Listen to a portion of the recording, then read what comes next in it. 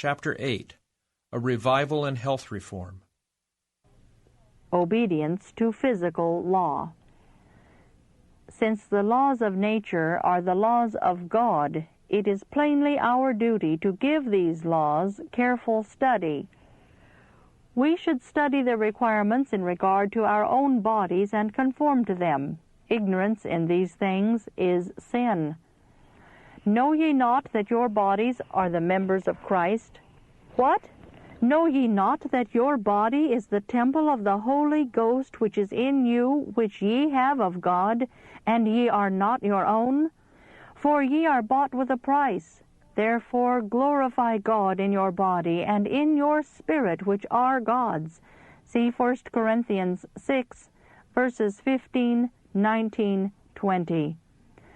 Our bodies are Christ's purchased property, and we are not at liberty to do with them as we please. Man has done this. He has treated his body as if its laws had no penalty. Through perverted appetite, its organs and powers have become enfeebled, diseased, and crippled. And these results which Satan has brought about by his own specious temptations he uses to taunt God with. He presents before God the human body that Christ has purchased as his property, and what an unsightly representation of his Maker man is. Because man has sinned against his body and has corrupted his ways, God is dishonored. When men and women are truly converted, they will conscientiously regard the laws of life that God has established in their being, thus seeking to avoid physical, mental, and moral feebleness. Obedience to these laws must be made a matter of personal duty. We ourselves must suffer the ills of violated law. We must answer to God for our habits and practices. Therefore, the question for us is not, what will the world say? But, how shall I, claiming to be a Christian, treat the habitation God has given me? Shall I work for my highest temporal and spiritual good by keeping my body as a temple for the indwelling of the Holy Spirit? Or shall I sacrifice myself to the world's ideas and practices?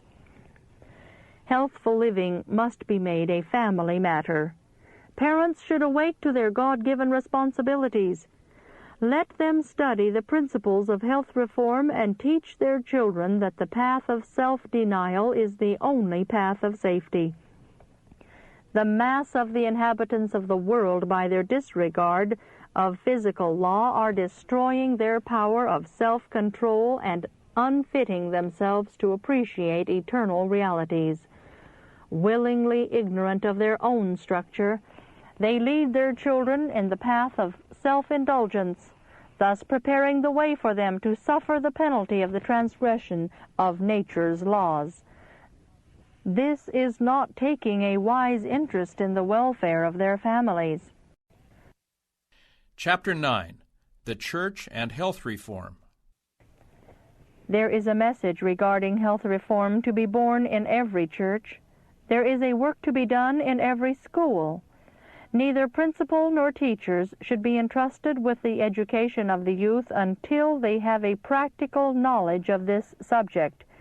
Some have felt at liberty to criticize and question and find fault with health reform principles of which they knew little by experience. They should stand shoulder to shoulder, heart to heart, with those who are working in right lines. The subject of health reform has been presented in the churches, but the light has not been heartily received.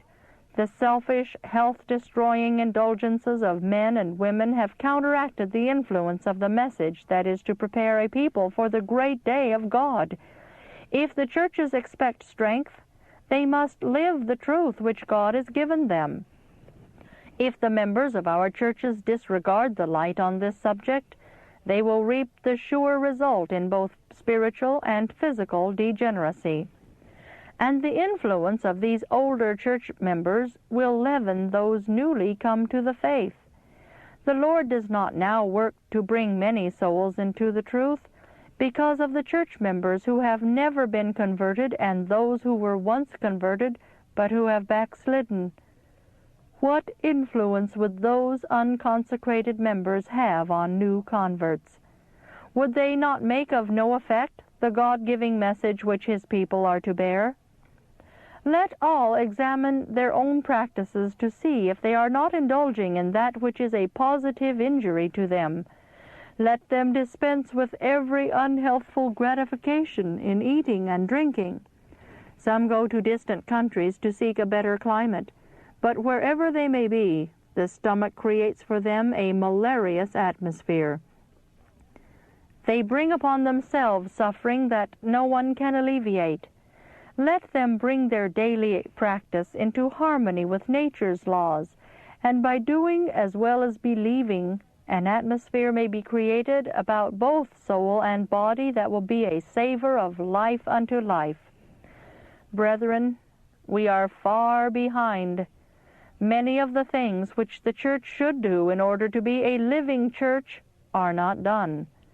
Through the indulgence of perverted appetite, many place themselves in such a condition of health that there is a constant warring against the soul's highest interests. The truth, though presented in clear lines, is not accepted. I wish to set this matter before every member of our churches. Our habits must be brought into conformity to the will of God. We are assured, "It is God which worketh in you," but man must do his part in controlling appetite and passion. The religious life requires the action of mind and heart in harmony with the divine forces. No man can of himself work out his own salvation, and God cannot do this work for him without His cooperation. But when man works earnestly, God works with him, giving him power to become a son of God. When persons are spoken to on the subject of health, they often say, "We know a great deal better than we do." They do not realize that they are accountable for every ray of light in regard to their physical well-being, and that their every habit is open to the inspection of God. Physical life is not to be treated in a haphazard manner. Every organ, every fiber of the being is to be sacredly guarded from harmful practices. Chapter 10. Diet. Our habits of eating and drinking show whether we are of the world or among the number whom the Lord, by His mighty cleaver of truth, has separated from the world. These are His peculiar people, zealous of good works. God has spoken in His word. In the case of Daniel and his 3 companions, there are sermons upon health reform. God has spoken in the history of the children of Israel, from whom for their good He sought to withhold a flesh diet. He fed them with bread from heaven. Man did eat angels' food. But they encouraged their earthly appetite, and the more they centered their thoughts upon the flesh pots of Egypt, the more they hated the food which God gave them to keep them in health physically, mentally, and morally. They longed for the flesh pots, and in this they did just as many of our own time have done. Many are suffering, and many are going into the grave because of the indulgence of appetite. They eat what suits their perverted taste, thus weakening the digestive organs and injuring their power to assimilate the food that is to sustain life. This brings on acute disease, and too often death follows. The delicate organism of the body is worn out by the suicidal practices of those who ought to know better. The churches should be staunch and true to the light which God has given. Each member should work intelligently to put away from his life practice every perverted appetite. Chapter 11. Extremes in Diet. I know that many of our brethren are in heart and practice opposed to health reform. I advocate no extremes, but as I have been looking over my manuscripts, I have seen the decided testimonies borne and the warnings of dangers that come to our people through imitating the customs and practices of the world in self-indulgence, gratification of appetite, and pride of apparel. My heart is sick and sad over the existing state of things. Some say that some of our brethren have pressed these questions too strongly. But because some may have acted indiscreetly in pressing their sentiments concerning health reform on all occasions, will any dare to keep back the truth on this subject? The people of the world are generally far in the opposite extreme of indulgence and intemperance in eating and drinking, and as the result, lustful practices abound. There are many now under the shadow of death who have prepared to do a work for the Master, but who have not felt that a sacred obligation rested upon them to observe the laws of health. The laws of the physical system are indeed the laws of God, but this fact seems to have been forgotten. Some have limited themselves to a diet that cannot sustain them in health. They have not provided nourishing food to take the place of injurious articles, and they have not considered that tact and ingenuity must be exercised in preparing food in the most healthful manner. The system must be properly nourished in order to perform its work. It is contrary to health reform, after cutting off the great variety of unwholesome dishes, to go to the opposite extreme, reducing the quantity and quality of the food to a low standard. Instead of health reform, this is health deform. Chapter 12. True Temperance. The Apostle Paul writes, Know ye not that they which run in a race run all, but one receiveth the prize?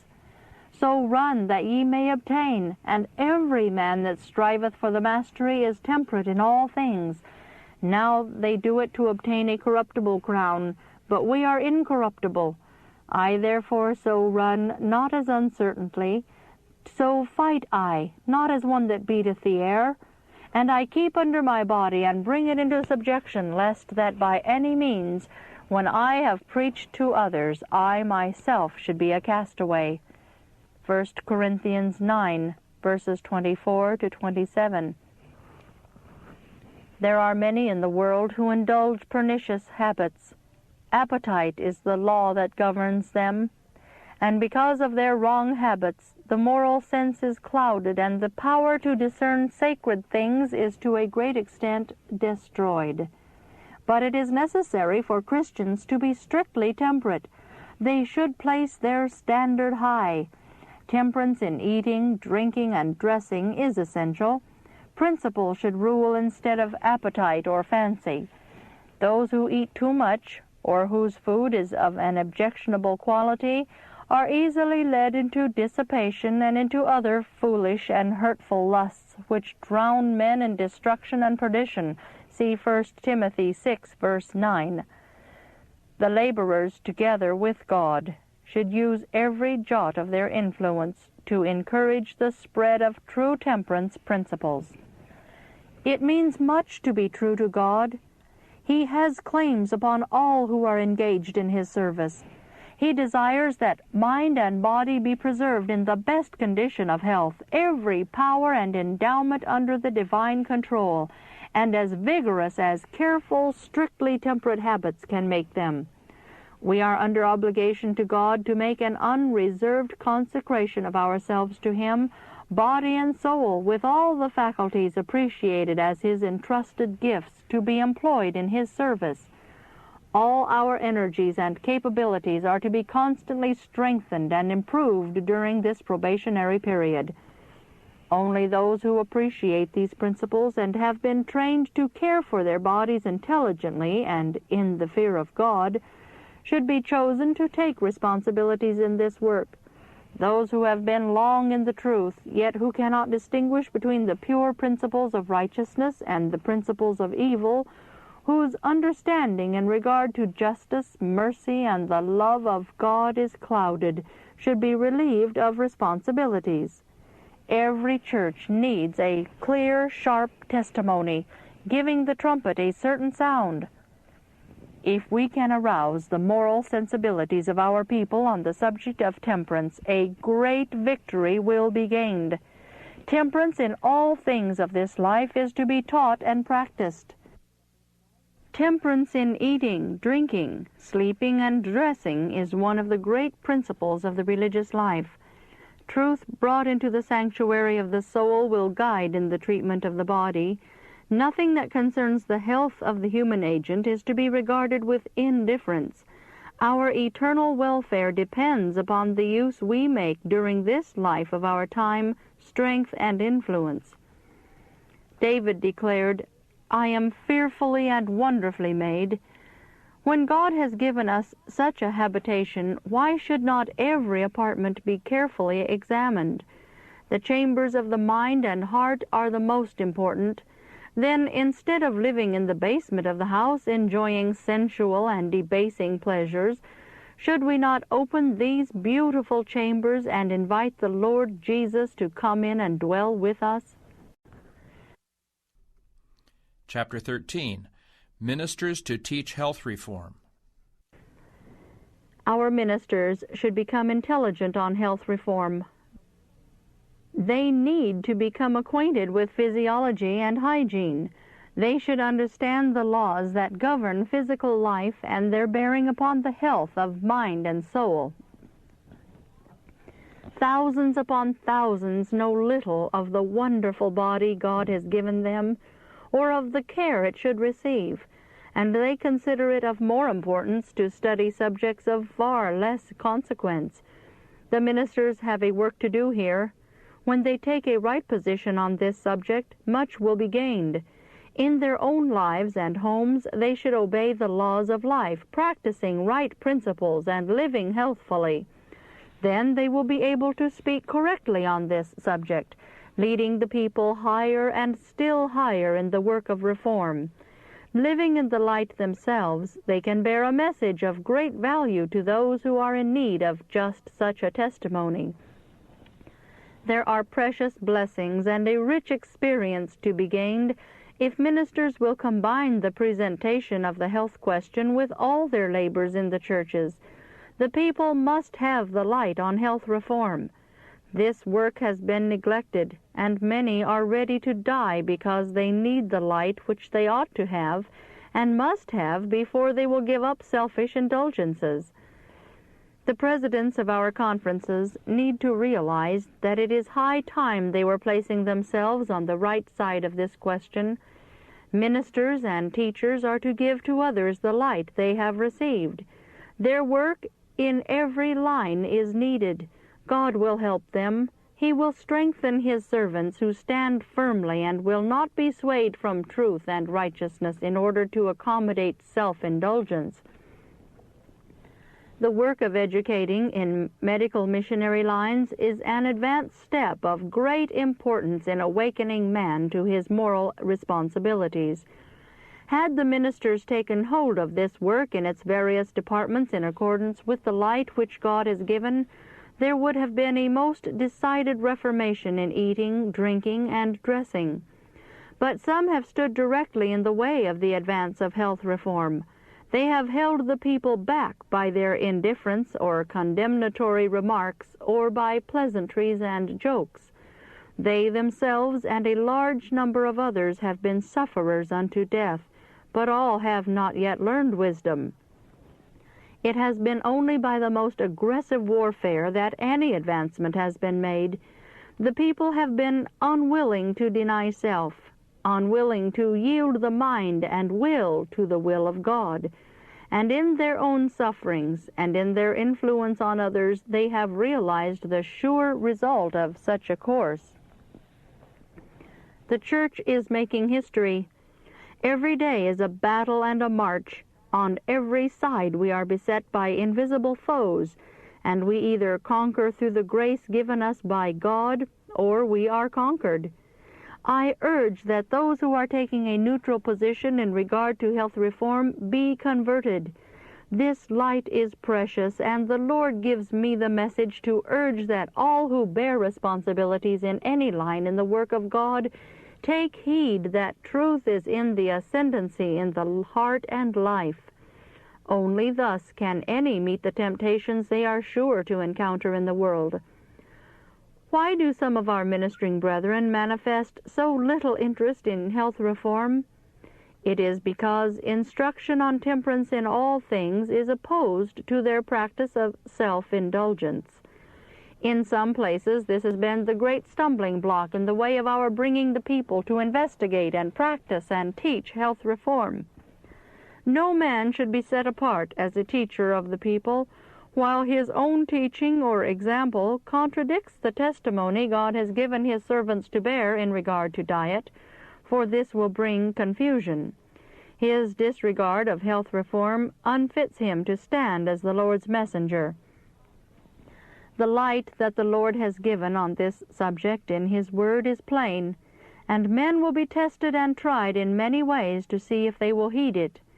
Every church, every family needs to be instructed in regard to Christian temperance. All should know how to eat and drink in order to preserve health. We are amid the closing scenes of this world's history, and there should be harmonious action in the ranks of Sabbath keepers. Those who stand aloof from the great work of instructing the people upon this question do not follow where the great physician leads the way. Matthew 16:24 tells us, "If any man will come after me," Christ said, "let him deny himself and take up his cross and follow me." The Lord has presented before me that many, many will be rescued from physical, mental, and moral degeneracy through the practical influence of health reform.